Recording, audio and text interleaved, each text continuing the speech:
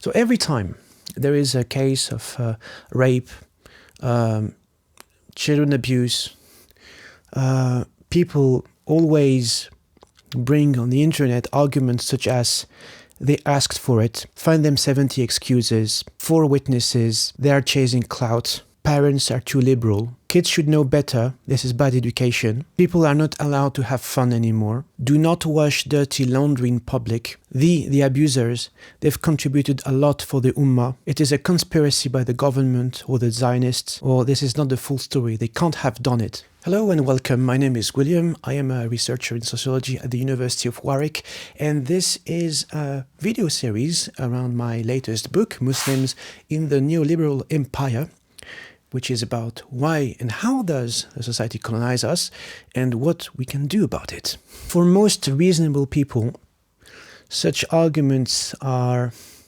nothing less than horrible, because how can you blame children for what they've experienced? Like they were literally under the authority of this religious person, and this person just abused their power. And how can kids defend themselves, especially when the abuser is in a position of like huge wealth, fame, or power?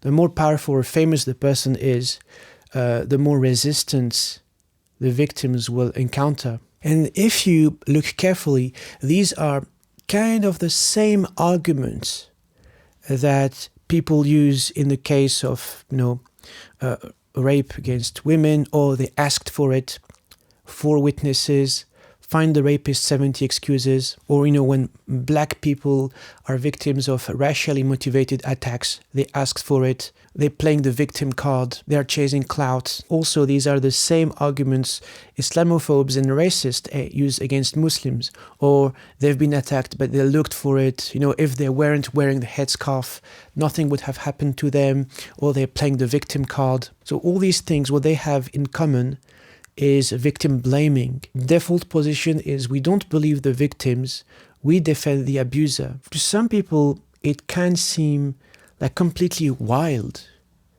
Like, how can people jump to such conclusions even before any investigation? But these processes have an explanation. If you look at psychology, if you look at neuropsychology, why do some people, instead of thinking, oh my God, it's horrible, like we should lead a proper inquiry and investigation into what happened, and if it is true, these people should be punished for it.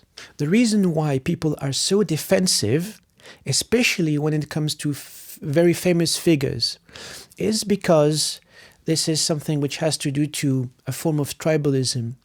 People identify with these people in a position of power. So yes, you would argue that's wrong, putting people on a pedestal and giving them such position, or sometimes idolizing people. It is shirk if we talk in terms of theology. You never worship celebrities, you never worship people, because people are not perfect, people are fallible. In the video about tribalism, I talk about this organ we have in our brains called the amygdala. If we unleash the amygdala, which is the siege of fear, a flight or fight response, and so we just go by our guts feeling without any control, then this is when we accept certain people who are in higher positions, whether it is in terms of money, power, and fame, as representing us, representing the tribe.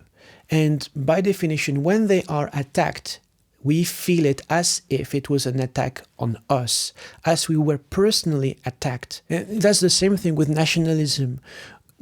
Some people identify so much with a certain nation, a certain country, that when there is a criticism of the country or the government, because they cannot dissociate themselves from the country or the government, they feel it is an attack on their person. While, no government is perfect, no one is free from criticism. And this is the same with religious figures. The problem is people identify these people as, representing Islam, representing Muslims, representing what is right, representing the truth. So when they are attacked or accused of something, even if it's true, some people will perceive it as an attack on Islam, an attack on Muslims, an attack on truth. Well, it is, common sense that not all Muslims follow Islam to the T.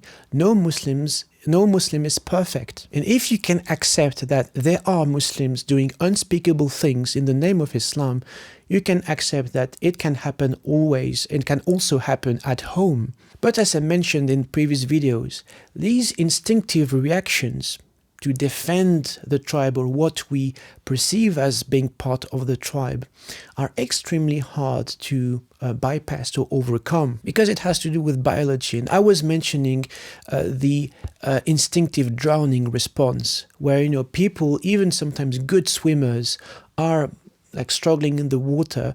The brain, the autonomic nervous system, not even the brain, goes in autopilot mode, where people are going to flap their arms, they're going to gasp for air. But one problem is that their legs are going to stay straight, which means that they're basically not going to float, and they're going to sink, and this is how people drown. And this is why lifeguards always say, fight your instincts, not the water.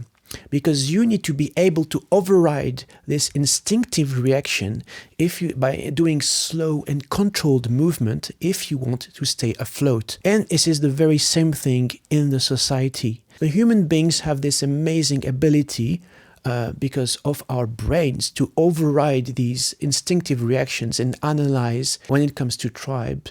Like, is this person actually being a threat or not? If we trust our guts feeling, this like amygdala and flight or fight response. The problem is sometimes we are sent false flags. By default, the amygdala translate like anyone that is a stranger, anyone who is different or not familiar is a potential threat. And conversely, anyone who is like, part of the same tribe, which means anyone who has, let's say, the same skin color, shares the same faith, born in the same town, the same village, is part of the tribe. But the problem is, it's not always true.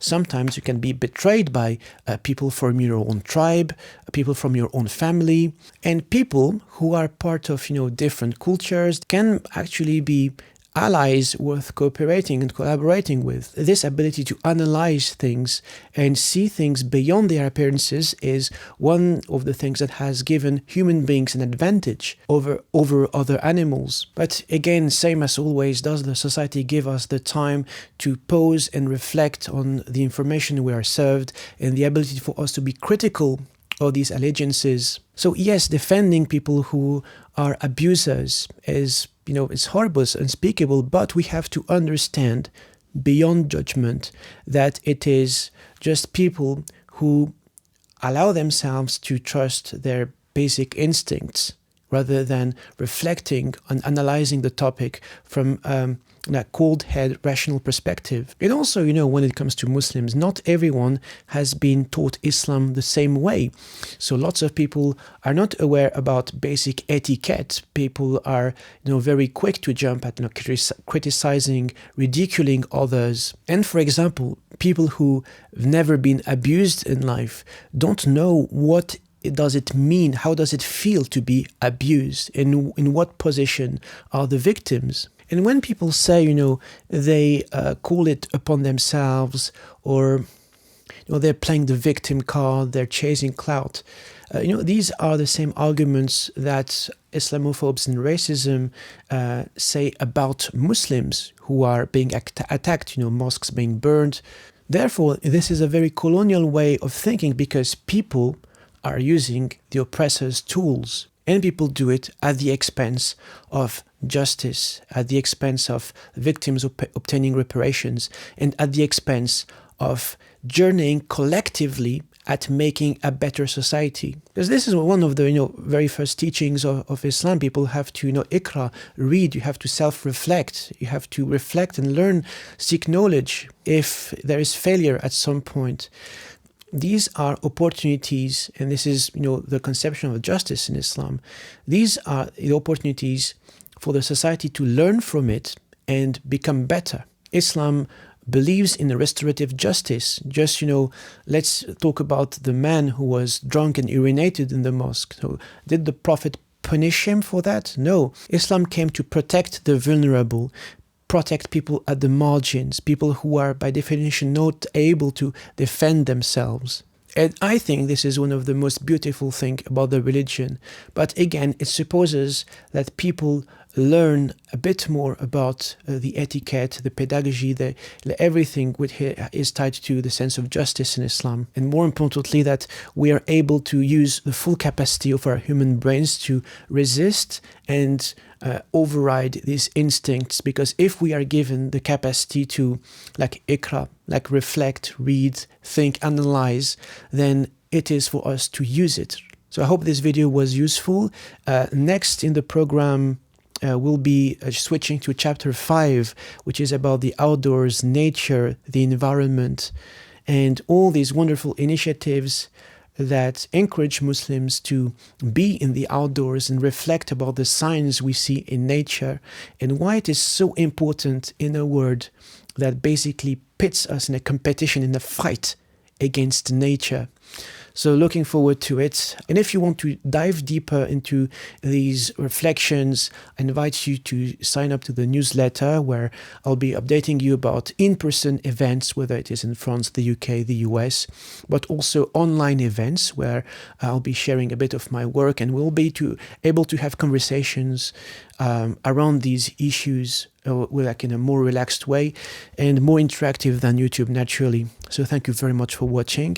Take care of yourselves and each other.